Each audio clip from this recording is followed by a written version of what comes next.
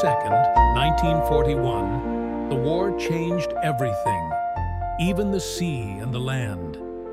Admirals began commanding infantry regiments, and sailors began digging trenches.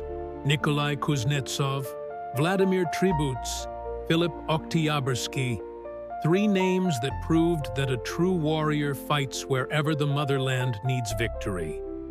How did naval officers save Leningrad, defend Sevastopol, and evacuate Odessa? The story of admirals in a land war. Right now. Subscribe to the channel to learn more about the little-known pages of the Great Patriotic War. And in the comments, let's discuss, was it right to use valuable naval personnel in land battles? Or were these sacrifices justified by strategic necessity? I look forward to hearing your opinions. On June 22, 1941, the war came not only to land, it broke into naval bases, forcing admirals to fight where they never planned to fight, on the shore. The history of the Great Patriotic War is full of paradoxes, but one of the most striking is how naval officers became heroes of land battles. Nikolai Gerasimovich Kuznetsov, Vladimir Filipovich Tributz, and Philip Sergeyevich Octiabriski. Three names, three admirals, three destinies intertwined by the thread of war. They commanded not only ships, but also land fortifications. Their sailors fought in the trenches alongside the infantry. Ship guns fired at enemy tank columns. But how did naval commanders become land strategists? The Soviet Union's Navy was not fully combat-ready when war broke out. Many ships were undergoing repairs, and personnel were on leave. But in the early days, it became clear that the Navy would not only be fighting at sea. Leningrad, Sevastopol, Odessa, the country's key ports were under siege, and it was up to the sailors to defend them. Admiral Kuznetsov, People's Commissar of the Navy, understood that traditional naval warfare was taking a back seat. The main task was to prevent the enemy from capturing bases and ports. The Baltic Fleet, under the command of Tributz, turned into a land army. Octiabrski's Black Sea Fleet became the defender of fortresses. What made naval officers accept this challenge? The answer lies in the very nature of naval service. Admirals were accustomed to thinking strategically, to seeing the whole picture of battle. They knew how to coordinate complex operations and manage large teams. These skills proved invaluable on land. The 30,000-strong Leningrad blockade, the 250-day defense of Sevastopol, the heroic evacuation of Odessa. The fleet played a key role in all these operations. Naval guns fired at land targets. Sailors dug trenches and built barricades. Ships were turned into floating batteries. The story of these admirals is a story of how military professionals adapt to new conditions. It is a story of how naval discipline and fleet traditions helped them survive the most difficult moments of the war. But at what cost was this victory achieved? Today, we will talk about three outstanding naval commanders who proved that the boundary between sea and land exists only on the map. In real war, victory goes to those who are ready to fight wherever their homeland needs them. Their experience became the basis for the development of Soviet naval doctrine in the post-war period. How did ordinary naval officers become legends of land warfare? Let's start with the man who coordinated the actions of the entire Soviet fleet. People's Commissar Nikolai Kuznetsov. Nikolai Gerasimovich Kuznetsov came to the leadership of the Soviet fleet at the age of 34. The youngest People's Commissar in the country's history was given command of forces that still had to be transformed into a modern navy. The The son of a peasant from the Arkhangelsk province, he rose to the top of the military hierarchy thanks to his exceptional abilities and iron will. Kuznetsov was born in 1904 in the village of Medvedki. He lost his father at an early age and was raised by his mother and older brother. At the age of 15, he entered the Petrograd Naval School. Who could have imagined then that this young man would command the fleet in the most terrible war in human history? The Civil War caught him as a cadet. The young Kuznetsov fought against the interventionists on the northern Dvina. Even then, his organizational skills and personal bravery were evident. After graduating from the academy, he served in the Black Sea Fleet and quickly rose through the ranks. In the 1930s, fate took him to Spain. Under the name Admiral Nikolai Kuznetsov, he led the Soviet naval advisors of the Republican fleet. The Spanish Civil War became a university of modern naval warfare for him. He studied new tactics and analyzed the capabilities of aviation against ships. But what did this experience give him for the future war against Germany? Kuznetsov understood that the coming war would be unlike anything naval history had ever seen. Aviation would become the main enemy of the fleet. Submarines would change the nature of naval operations, and the fleet would have to be ready to fight not only on the water. Upon his return from Spain, Kuznetsov was assigned to the Pacific Fleet. At the age of 37, he became a first-rank admiral, the youngest in the history of the Soviet Navy. A year later, Stalin appointed him People's Commissar of the Navy. Why was he chosen? Kuznetsov possessed a rare combination of qualities: the strategic thinking of an admiral and the political flexibility of a Soviet leader. He knew how to speak to party officials in their language, but never forgot the interests of the Navy. Stalin valued him for his straightforwardness and professionalism. The People's Commissar devoted the pre-war years to modernizing the fleet. New ships were built, naval aviation was created, and the basing system was improved. But most importantly, Kuznetsov prepared the fleet for a new type of warfare. He understood that the Soviet fleet would have to fight off its own shores, defending ports and bases. Did he have a premonition that the fleet would have to fight on land? Indirect evidence suggests that he did. Kuznetsov worked hard to develop the Marines, create coastal batteries, and establish cooperation with the land forces. He prepared the fleet for defense, not for offensive operations on the open sea. On June 21, 1941, Kuznetsov gave the order to bring the fleet to combat readiness. He was the only People's Commissar who decided to take this step without Stalin's permission. This order saved the Soviet fleet from destruction in the first hours of the war.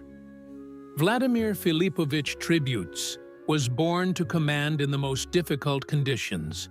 As commander of the Red Banner Baltic Fleet, he took command a year before the war and managed to prepare his forces for the ordeal that awaited them in besieged Leningrad. But where did the son of a railway worker get the qualities of a naval commander? A native of the Kherson province, Tributz had been connected with the sea since childhood. He graduated from the Sevastopol Naval School, then the Naval Academy. His career developed rapidly, from junior officer to fleet commander in 20 years of service. Colleagues noted his analytical mind and ability to make decisions in critical situations. Tributz was known for his meticulous planning. He studied every detail of operations and calculated possible scenarios. This trait would help him effectively coordinate the defense of Leningrad in the future. But how did a naval officer prepare for land warfare? His appointment to the Baltic Fleet in 1940 was a challenge for Tributz. The fleet was in a difficult position. The construction of new ships was behind schedule, and many ships required repairs. The Finnish War had revealed weaknesses in the organization of naval operations. Tributz energetically set about reorganizing the fleet. He strengthened the air defense of the bases, created mobile coastal batteries, and established cooperation with the land forces of the Leningrad military district. Did he foresee that these measures would prove to be vital? Tributz's character was shaped by the strict discipline of the Navy. He was demanding of his subordinates, but fair. Sailors and officers respected him for his professionalism and humanity. In critical situations, he was always where the going was toughest. Tributz paid special attention to the training of Marines. He understood that in the coming war, sailors would have to fight on land alongside infantrymen. Special units were created, and land combat tactics were studied. This foresight would save thousands of lives in besieged Leningrad. On the eve of the war, Tributz conducted large-scale exercises. The actions of the fleet in the conditions of a blockade of the main base were practiced. Situations were modeled in which ships would have to support land forces with artillery fire. Critics called these exercises unrealistic. How wrong they were. Tributz's personal qualities would come to the fore with the outbreak of war. His cool head, ability to analyze situations and make unconventional decisions would be the key to the survival of the Baltic Fleet. He would prove that a naval officer could be just as effective on land as at sea. But was Tributz ready for his fleet to become one of the main forces defending the city on the Neva? The war would show that his preparation was prophetic.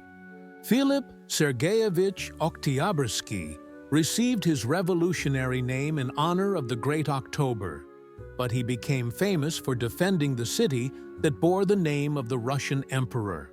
As commander of the Black Sea Fleet, he turned Sevastopol into an impregnable fortress and proved that naval traditions could serve as the basis for land defense. The future admiral was born in 1900 in Lukyanovka, in the Poltava region. The son of a poor peasant, he learned hard physical labor at an early age. But what brought a village boy to the sea? The revolution opened up new opportunities for ordinary people.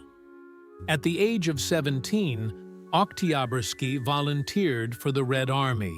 The Civil War tempered the young soldier's character. He fought against Wrangel in Crimea and participated in the storming of Perekop. After the war, he entered the Naval Academy.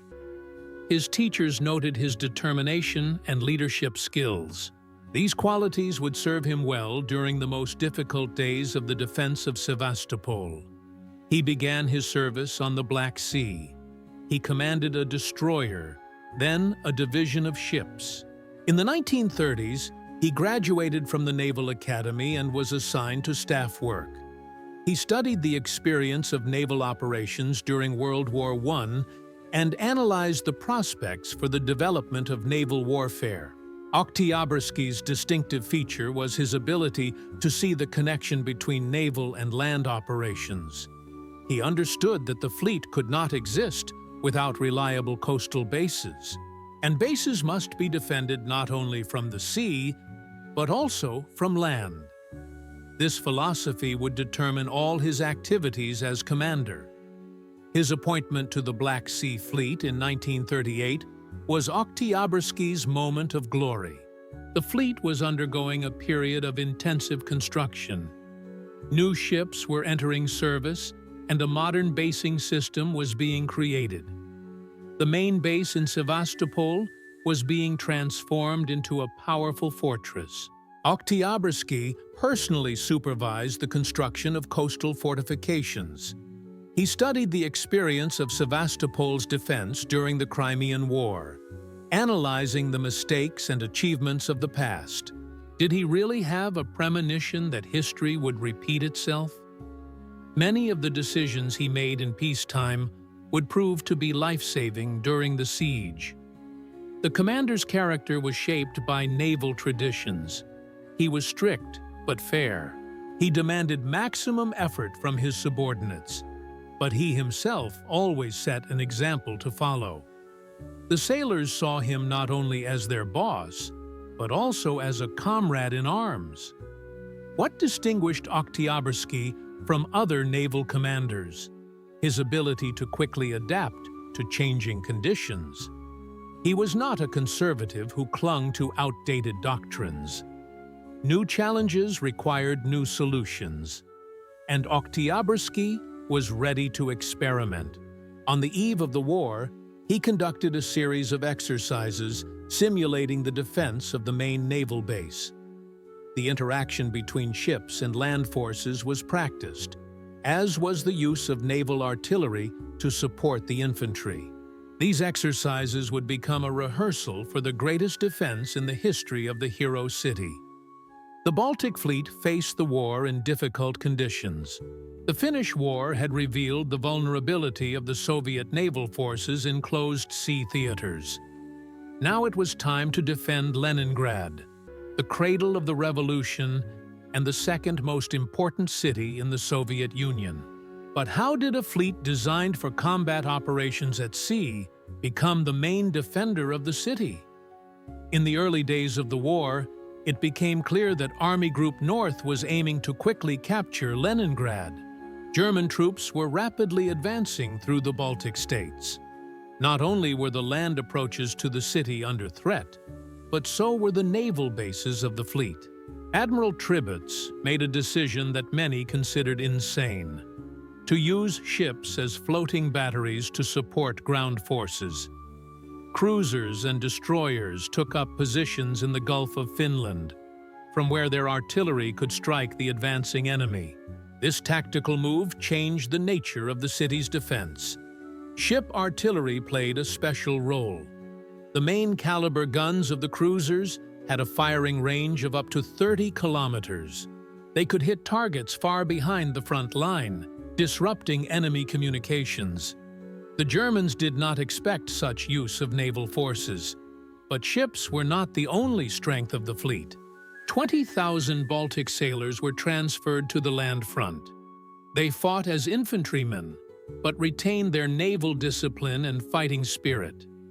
Why were Marines so effective in land combat?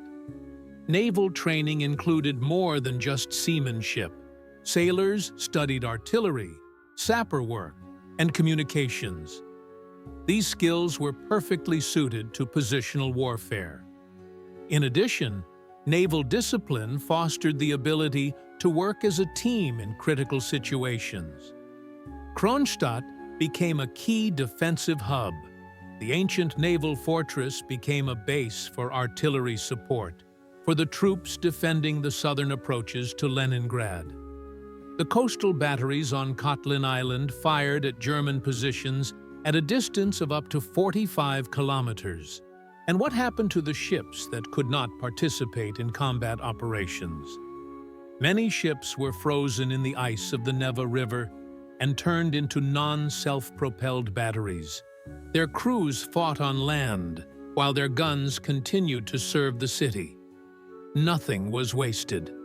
A special achievement was the creation of ship regiments, land units formed from sailors who preserved naval traditions. They wore naval uniforms, had ship names, and naval symbols. These units showed exceptional resilience in battle. The supply of the besieged city also fell on the shoulders of the fleet. Small ships and boats delivered cargo across Lake Ladoga. In winter, sailors maintained the ice road, the famous Road of Life. The fleet became the link between the besieged city and the mainland. But at what cost did this victory of the maritime spirit over the land element come? The Baltic Fleet suffered heavy losses. Many ships were sunk or damaged. Thousands of sailors died in land battles. but the city was saved. The Marines are the elite units of the fleet, designed for amphibious operations.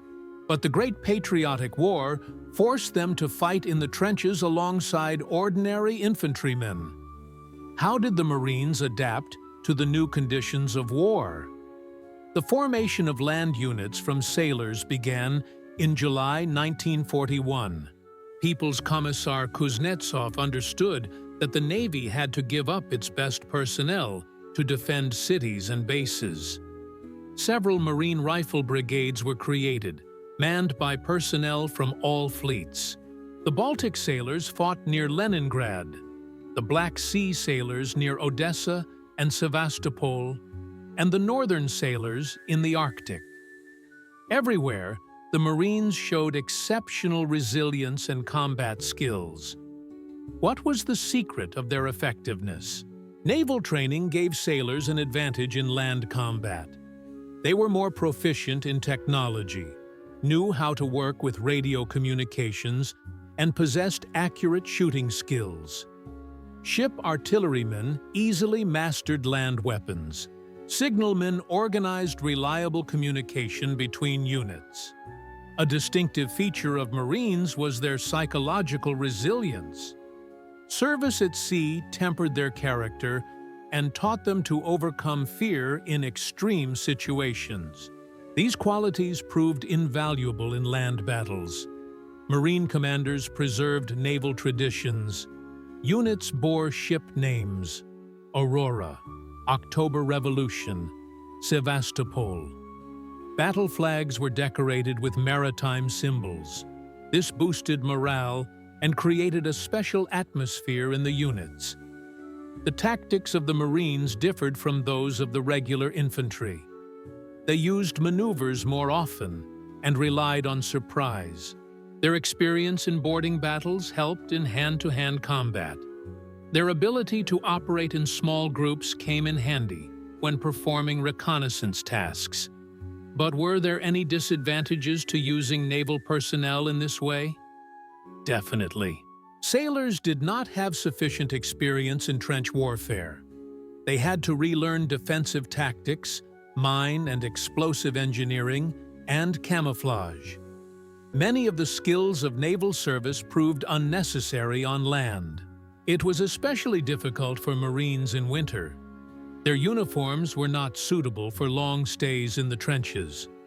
The supply of winter clothing was intermittent, but the sailors adapted, using whatever means they had at hand to keep warm. The command highly appreciated the combat qualities of the Marines. Many brigades received guard ranks and were awarded orders. Their experience was studied and disseminated among other units. The Marines became a symbol of fortitude and courage. By the end of the war, the Marines had undergone a complete evolution from amphibious troops to universal infantry. They participated in all major operations, from defense to offense. This experience became the basis for the post-war development of the Soviet Union Marine Corps. Today, the traditions of wartime live on in modern Marine Corps units. The Black Berets remember the exploits of their predecessors who fought in striped undershirts on the land fronts of the Great Patriotic War. Ship artillery was created for combat at sea, but the war forced it to fight against land targets. The main caliber guns of cruisers and battleships became formidable weapons against enemy tanks and infantry. How did naval guns adapt to new tasks? The Balts were the first to use naval artillery on land. The cruiser Kirov took up position near Oranienbaum and opened fire on the advancing German troops. The effect exceeded all expectations. 200 300-millimeter shells weighing 130 kilograms each wreaked havoc on the enemy's ranks. The Germans were not prepared for such countermeasures. Their intelligence did not take into account the possibility of using ships against land forces. The element of surprise became one of the main factors in the success of naval artillery. But how could ships fire accurately at invisible targets? The fire correction system was borrowed from land artillery. Forward observers with radio stations were located at the front lines. They observed the results of the firing and transmitted corrections to the ships. Naval artillerymen quickly mastered the new technique. Monitors, river gunboats with powerful artillery played a special role. These ships could sail up rivers and operate in close proximity to the front line. The Iron Oak on the Volga and the Usistkin on the Dnieper became legendary names. The firing range of the ship's guns allowed them to hit targets deep behind enemy lines. German commanders could not understand where the fire was coming from. This created panic and disrupted their plans for an offensive. But there were also problems. Ship artillery consumed a huge amount of ammunition. Main-caliber shells were expensive and in short supply. It was necessary to economize on every shot and select the most important targets. Removing the guns from the ships was a necessary measure. When ships could not participate in combat operations, their weapons were dismantled and installed in coastal positions. This is how improvised batteries appeared, which played an important role in the defense of cities. The most famous example was the main-caliber battery of the battleship October Revolution. 4 370mm guns were mounted on railway platforms and used to shell German positions near Leningrad. Each shell weighed almost a ton. The effectiveness of naval artillery against tanks was unexpectedly high. A direct hit from a main-caliber shell was guaranteed to destroy any tank of that time. But was it possible to hit a tank from a distance of 20 kilometers? It turns out it was. Naval artillerymen were highly skilled and well-trained. They knew how to fire accurately at small targets, and modern fire control systems allowed for high accuracy. By the end of the war, the use of naval artillery on land had become commonplace. A wealth of experience had been accumulated, and special tactical techniques had been developed. This experience proved useful in the post-war period when coastal missile systems were created. Sevastopol is a symbol of Russian naval glory. The city withstood a 250-day siege and went down in history as an example of heroic defense. But how did Admiral Octiabriski turn the naval base into an impregnable fortress? The German command's plans called for a quick capture of the Black Sea Fleet's main base. General Manstein's 11th Army was supposed to take the city on the first try, but the people of Sevastopol put up fierce resistance. The assault turned into a long siege. The defense of Sevastopol became a unique example of cooperation between land forces and the Navy. Ships supported land units with artillery fire. Sailors fought in the trenches alongside soldiers. This integration of forces was the key to prolonged resistance. Coastal batteries played a special role. Forts 30 and 35, with 305mm caliber guns, controlled the approaches to the city. Their fire was so powerful that the Germans did not dare to launch frontal attacks in their sector. Octiabriski personally coordinated the actions of all the defense forces. He created a unified command system that included the Navy, ground forces, and Air Force. This principle of unified command was one of the factors in the success of the defense. The Navy was responsible for supplying the besieged city. Submarines and fast ships broke through the enemy blockade, delivering ammunition, medicine, and food. Each voyage was a feat of heroism, and many ships did not return from their voyages. But what role did the civilian population play in the defense? The people of Sevastopol actively helped the defenders. They built fortifications, worked in factories, and cared for the wounded. The entire city was transformed into a single military camp. The underground passages of Sevastopol became natural shelters. The command post for the defense was located in the tunnels of the 30th Battery. The tunnels connected different parts of the city, allowing troops and supplies to be moved secretly. This underground system played a decisive role in the defense. The Germans used super-heavy artillery against Sevastopol. The 600mm Thor mortar and the 800mm Dora cannon shelled the city's neighborhoods. But even such monstrous weapons could not break the will of the defenders. The enemy's air force dominated the skies. Dive bombers attacked ships and coastal batteries. But the Soviet anti-aircraft gunners did not give up. They shot down hundreds of enemy aircraft, defending the skies over the city. The last days of the defense were particularly difficult. Ammunition was running out, and there were more wounded than healthy fighters. But the people of Sevastopol continued to fight. They knew that every day of defense brought them closer to overall victory. The evacuation of the remaining garrison took place under extreme conditions.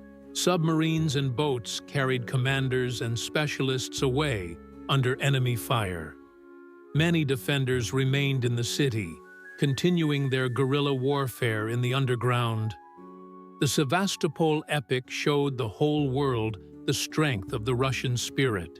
The city fell, but its defenders were not defeated.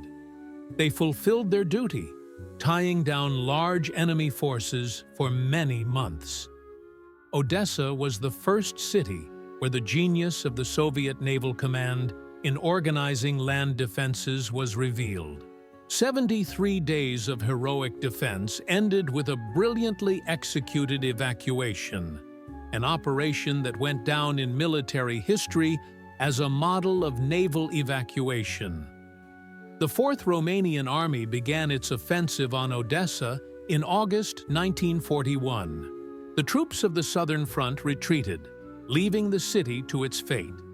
But the Naval Command decided to defend the port with the forces of the fleet.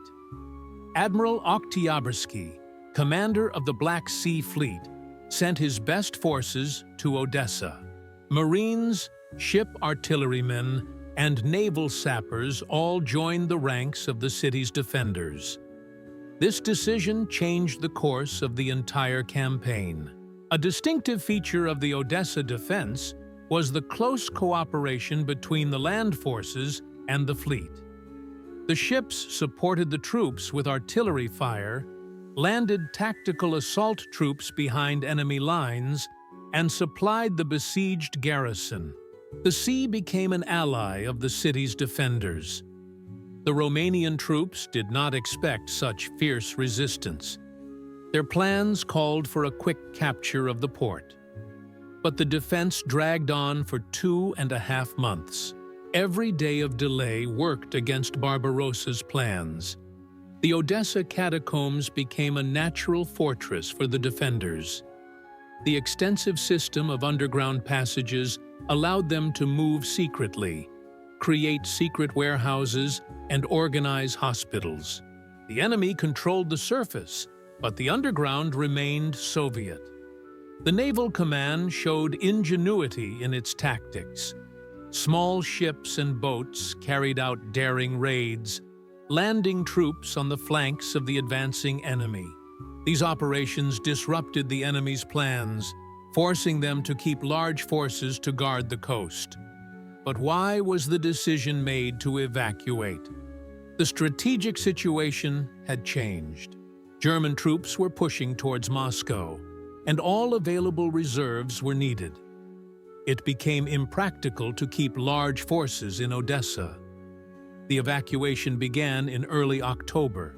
In 5 days, the fleet transported more than 100,000 people, both military and civilian, out of the city. The operation was carried out under the nose of the enemy, who never understood what was happening. This operation was a masterpiece of naval art. The evacuation of equipment and weapons was particularly difficult.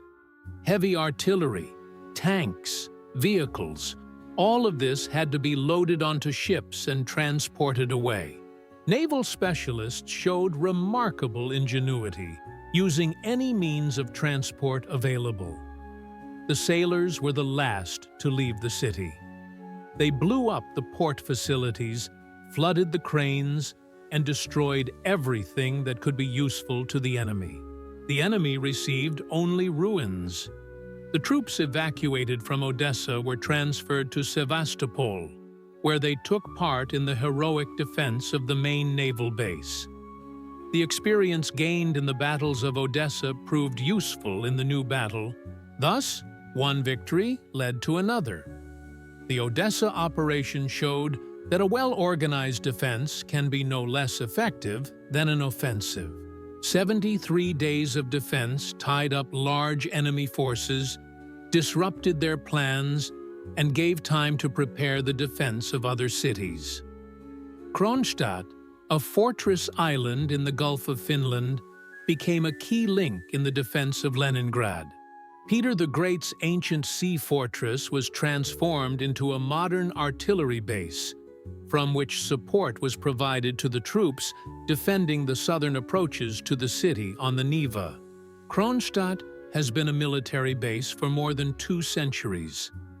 Peter the Great created this fortress to defend the new capital from the sea. Now it had to defend the city from land. Who could have imagined such irony of history? Kronstadt's location was ideal for artillery support. Kotlin Island was located 20 kilometers from Leningrad, which allowed coastal batteries to hit targets deep within enemy defenses. The firing range reached 45 kilometers. The main striking force of the fortress was the Krasnaya Gorka and Saraya Loshad forts. Their 370mm guns could penetrate any armor of that time. These giants became a nightmare for German artillery. A distinctive feature of the Kronstadt batteries was their high firing accuracy. The naval gunners were highly trained and had many years of experience. They knew how to hit precise targets at maximum range. Every shell counted. But Kronstadt was not just an artillery base. It also housed the fleet's repair workshops, ammunition depots, and hospitals. The island became the rear base for the entire defense of Leningrad. The wounded were evacuated here, and ships were repaired here. Communication between Kronstadt and the besieged city was maintained across the ice of the Gulf of Finland. In winter, roads were laid across the frozen sea. In summer, boats and small ships were used. This connection was vital for the defense. The Germans repeatedly tried to suppress the Kronstadt batteries. They used long-range artillery, aircraft, and even manned torpedoes. But the fortress continued to fight. Its guns fired at the enemy until the last day of the blockade. The island's air defense played a special role. Kronstadt's anti-aircraft batteries covered not only the fortress itself, but also the approaches to Leningrad from the sea. They shot down hundreds of enemy aircraft, protecting the skies over the city. And what happened to the civilians of Kronstadt? Many of them were evacuated at the beginning of the war, but some remained, helping the defenders. Workers continued to labor in workshops, and medics cared for the wounded. The winter of 1941 to 1942 was the most difficult for the people of Kronstadt. There was a shortage of food and almost no heating, but their fighting spirit did not waver. Everyone understood that the fate of Leningrad depended on their steadfastness. Kronstadt Marines participated in all attempts to break the blockade. They landed on the southern shore of the Gulf of Finland and attacked German positions. Many of them did not return home. But their sacrifice was not in vain. After the blockade was lifted, Kronstadt continued to serve as a base for offensive operations. From here, the fleet supported the troops liberating the Baltic states. The ancient fortress proved its usefulness in the 20th century as well. The Road of Life became a symbol of besieged Leningrad. But few people know that this ice highway was created and maintained by the Navy. Sailors became road builders and drivers, saving the city from starvation. The idea of an ice road across Lake Ladoga was born out of desperation. By November 1941, all land routes to Leningrad had been cut off. The lake was the only hope left. But who would take responsibility for organizing transport across the thin ice? This task was entrusted to the Ladoga military flotilla under the command of Rear Admiral Trainin. The sailors studied the features of the lake, laid out safe routes, and organized support services. The fleet became the savior of the city. The first cargoes went out on the ice on November 22nd. The ice was only 12 centimeters thick, barely enough for a pedestrian. But with each passing day, the frost grew stronger, and the ice became more solid. By December, trucks were already driving on it. Organizing transportation required naval precision and discipline. Each route was carefully measured, marked with landmarks, and equipped with communication posts. Naval traditions helped to create an effective transportation system. The Germans tried to disrupt the work of the ice road. They shelled the route with artillery, bombed it from the air, and sent in sabotage groups. But the sailors did not give up. Damage was repaired within a few hours. Ice flows were particularly dangerous. Thin ice could break under the weight of a truck. Many vehicles sank into the water along with their precious cargo. The sailors' drivers risked their lives every day to save the city from starvation. In the spring, the ice began to melt, and travel on the road became dangerous. Vehicles sank more and more often, and it was necessary to switch to lighter transport. By May, the ice road was closed, but its mission had been accomplished. The city had survived the most terrible winter. During the existence of the Road of Life, more than 1.5 million tons of cargo were transported along it. More than 1 million people were evacuated: children, the elderly, and the sick. These figures speak to the scale of the maritime operation on land. In the summer, communication with the city was maintained by water. The Ladoga flotilla transported cargo on ships and barges. German aircraft attacked the convoys, but the sailors broke through to the city. Each voyage was a feat. Icebreakers played a special role. In the spring and fall, when the ice had just formed or had already begun to break up, they paved the way for ordinary ships. Captains showed miracles of skill, steering ships in extreme conditions. Sailors' road builders created an entire infrastructure on the ice. Refueling stations, repair shops, medical centers, canteens, all of this was built on the frozen lake. A temporary city on the ice saved the permanent city on land. The Road of Life proved that sailors can do anything when it comes to saving people. They mastered an unfamiliar task and performed it brilliantly. Without naval organization and discipline, this operation would have been impossible. Amphibious operations became one of the main ways of using the fleet in land warfare. Naval landings were carried out where the enemy did not expect them, disrupting defense plans and threatening the flanks of enemy groups. How did naval tactics adapt to the conditions of land warfare? The first amphibious operations were carried out as early as August 1941. The Black Sea Fleet landed troops in the Odessa area, distracting Romanian troops from the main direction of attack.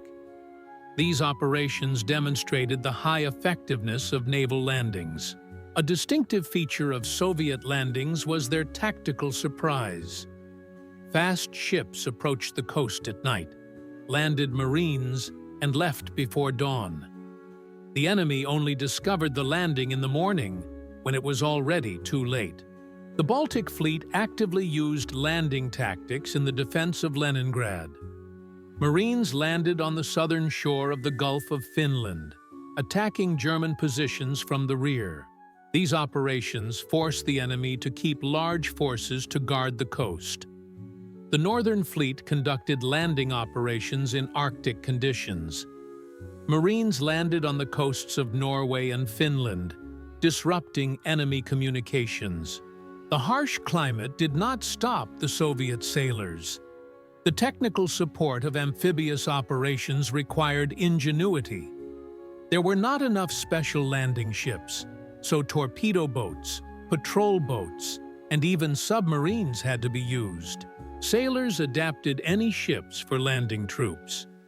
Cooperation with the Air Force became an important element of landing operations.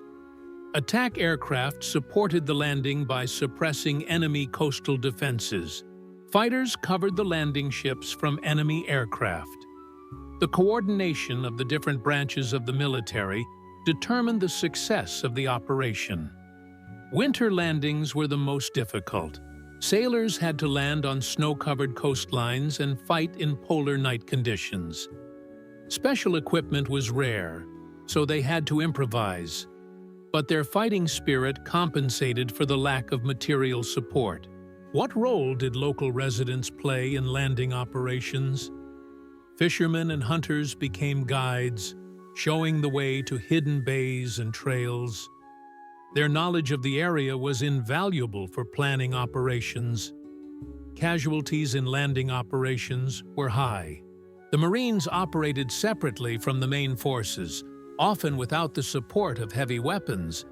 But these sacrifices were not in vain. The landings tied down large enemy forces and disrupted their plans. By the end of the war, landing tactics had reached a high level. Special landing units were created, and new landing techniques were developed. The experience of the war formed the basis for the post-war development of the Marine Corps. The largest landing operations were carried out during the liberation of the Baltic states and Poland. Thousands of Marines were landed simultaneously, creating powerful bridgeheads on the enemy coast. These operations demonstrated the increased skill of the Soviet fleet. Amphibious operations proved the versatility of naval forces. The fleet could not only operate at sea, but also create conditions for the success of ground forces. This interconnection became the basis of modern military doctrine. The coordination of the actions of the fleet and ground forces became one of the main achievements of Soviet military art. Admirals learned to think in terms of combined arms combat, and generals learned to understand the capabilities of the Navy. This integration changed the nature of warfare.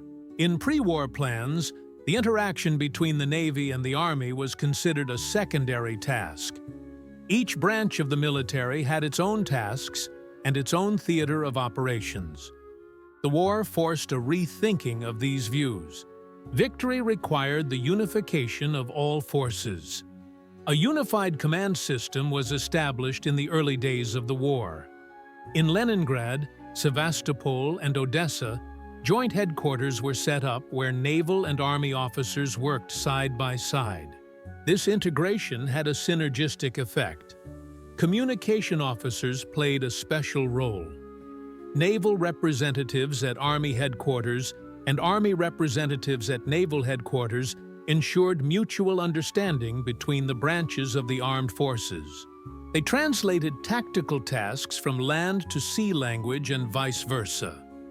Artillery cooperation became a classic example of integration. Ship guns supported infantry attacks and suppressed enemy strongholds. Sea and land were united in a single fire system. Reconnaissance also became joint. Naval reconnaissance officers operated on land, while Army reconnaissance officers studied the coast. The exchange of information made it possible to create a complete picture of the enemy. Knowledge is power, especially in military affairs. And how were supply issues resolved? The fleet took on the delivery of cargo by sea, while the Army took on its distribution on land. Naval bases became rear centers for land forces. Aviation cooperation required special coordination. Naval aviation supported the land forces, while Army aviation protected the ships. Mixed aviation groups were created to solve specific tasks. Personnel training became comprehensive. Sailors studied the basics of land tactics, while soldiers learned the specifics of naval operations. Universal training increased the effectiveness of cooperation. Communication between headquarters was ensured by the most modern means: radio, telephone, and courier mail. All possibilities were used. Information had to be delivered quickly and accurately. Cooperation during combined operations was particularly difficult. Landing troops required precise coordination between ships, aircraft, and land forces. The slightest mistake could lead to failure. What problems arose during cooperation? The main one was the difference in organization and traditions. The Navy was accustomed to clear, single-command structures, while the Army was accustomed to collegial decision-making. Overcoming these differences took time. The success of the cooperation depended on the personal qualities of the commanders. Kuznetsov, Tributz, and Octiabriski were able to find common ground with Army generals. Their authority ensured cooperation at all levels. By the end of the war, cooperation between the Navy and the Army had reached a high level. Joint commands were created, and joint operations were developed. This experience became the basis for the post-war military organization. The main lesson of the war was that modern warfare requires the integration of all branches of the armed forces. Sea and land are not obstacles, but opportunities for mutual support. The price of the Admirals' victories in the land war was enormous. Tens of thousands of sailors died in the trenches, and hundreds of ships were lost in support of land operations. But these sacrifices were not in vain. They brought overall victory closer. The losses of the Baltic Fleet were catastrophic. Of the 109 surface ships, less than half remained by the end of the war. The submarine forces suffered even heavier losses, but the fleet accomplished its main task. It saved Leningrad. Human losses were no less severe. 100,000 Baltic sailors fought on the land fronts. Many of them did not live to see victory. The Marines showed that they knew not only how to win, but also how to die for their homeland. The Black Sea Fleet lost a third of its personnel in the battles for Sevastopol and Odessa. The destroyer leader Tashkent, the cruiser Chervona Ukraina, and dozens of other ships sank while carrying out tasks in the land war. Each loss was painful but necessary. The Northern Fleet, operating in harsh Arctic conditions, also suffered significant losses. Convoys to Murmansk were attacked by German submarines and aircraft. But the Northerners did not give up, maintaining communication with their allies. And what happened to the command staff? Many naval officers died while commanding land forces. They took responsibility for an unfamiliar task and paid for it with their lives. Admiral Octiabriski survived the fall of Sevastopol, but this tragedy changed him forever. He blamed himself for the loss of the city, even though he had done everything possible to defend it. The burden of command is especially heavy in defeat. Rear Admiral Tributz lived to see victory, but his health was undermined. The blockade of Leningrad affected all the defenders of the city. The war left not only physical wounds, but also emotional ones. After the war, People's Commissar Kuznetsov was removed from office. Stalin accused him of failing to prepare the fleet for war. But history judged otherwise. Kuznetsov was one of the best naval commanders. The material losses of the fleet were enormous. It took many years to rebuild the destroyed bases and build new ships. But the most valuable thing, experience and tradition, was preserved. Were these sacrifices worth the results achieved? History gives a clear answer. Yes. The fleet saved Leningrad. Sevastopol held out for 250 days, and Odessa was evacuated without losses. Each of these operations cost months, even years, of war. The memory of the fallen sailors is immortalized in street names, monuments, and museums. But the main monument is the victory itself, which they helped to achieve.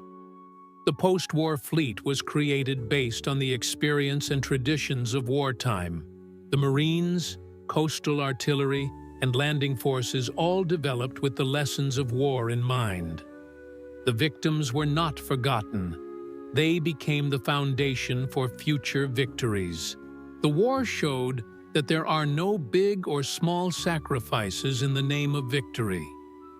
Every sailor who died brought the end of fascism closer. This truth will remain in the people's memory forever. The legacy of the admirals of the land war lives on today. The experience of Kuznetsov, Tributz, and Octiabriski became the basis of Russia's modern naval doctrine. Their principles of interaction between the fleet and the army are studied in military academies around the world. The main lesson of the war is the universality of naval forces. The fleet can and must support land forces with all available means. This idea became the basis for the development of naval warfare in the post-war period. The Marine Corps became an elite branch of the military. Created during the war, it preserved its traditions and continued to develop. Modern Marines are the heirs of those who fought in vests on the land fronts. Coastal defense underwent new developments. The experience of using naval artillery against land targets was taken into account in the creation of coastal missile systems. The coast became an extension of the ship, and the ship became an extension of the coast. The fleet's basing system was revised to take military experience into account.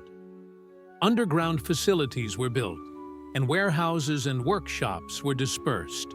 The main base had to be able to withstand any siege. The training of command personnel became comprehensive. Future admirals studied not only naval affairs, but also the basics of combined arms combat. A modern naval commander must think in terms of a major war. And what happened to the heroes of our story? After his retirement, Kuznetsov worked in institutes and wrote his memoirs. His works became classics of naval literature. He proved the correctness of his pre-war decisions. Tributz continued to serve in the post-war fleet. He oversaw the restoration of the Baltic Fleet and passed on his experience to the younger generation of officers. His knowledge was invaluable for peacetime construction. Octiabriski commanded various fleets and flotillas. He participated in the creation of the missile fleet and mastered new technologies. He remained an innovator and enthusiast until the end of his life. Their students and followers continued to develop the ideas of the comprehensive use of naval forces. Expeditionary groups were created that were capable of operating far from their bases. The fleet became truly ocean-going. International recognition did not come immediately. Western military theorists could not understand the Soviet experience of using the fleet on land for a long time, but time put everything in its place. This experience proved invaluable. Modern military conflicts confirm the correctness of the Soviet approach. The fleet actively supports land operations, lands marine assaults, and provides fire support. The admirals of the Great Patriotic War were prophets. What is the main legacy of our heroes? In the understanding that modern warfare knows no boundaries between the branches of the military, victory can only be achieved through the joint efforts of all forces and means. Today, as the world faces new challenges, the experience of the admirals of land warfare is particularly relevant. Their principles, flexibility, decisiveness, readiness for unconventional solutions, remain unshakable. The memory of them lives on not only in museums and monuments.